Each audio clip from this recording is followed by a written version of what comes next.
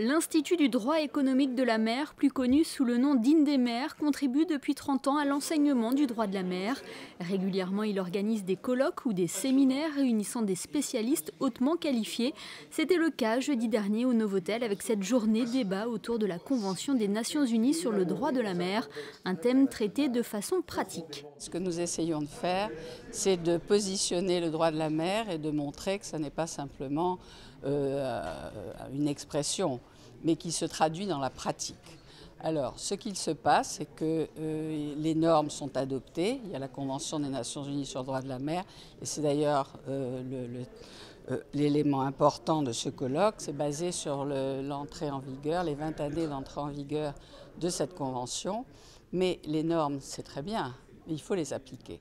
La vocation de cet événement est donc d'apporter un éclairage pratique sur la façon dont les États font respecter la Convention de Montego Bay, convention entrée en vigueur en 1982 et dont Monaco a été l'un des premiers États signataires. Pour ce faire, 3 axes précis avaient été choisis. Ces 3 grands thèmes auxquels sont confrontés les États en mer. Le premier, c'est la protection des ressources et de la biodiversité. Le deuxième, c'est la prévention et la lutte contre les pollutions.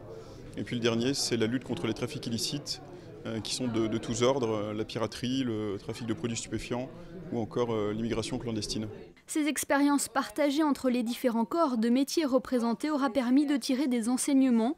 Les conclusions de cette journée se retrouveront sûrement dans l'annuaire de l'INDEMER, un ouvrage réunissant de nombreuses études et des analyses et qui permet de mieux comprendre les grandes tendances du droit de la mer.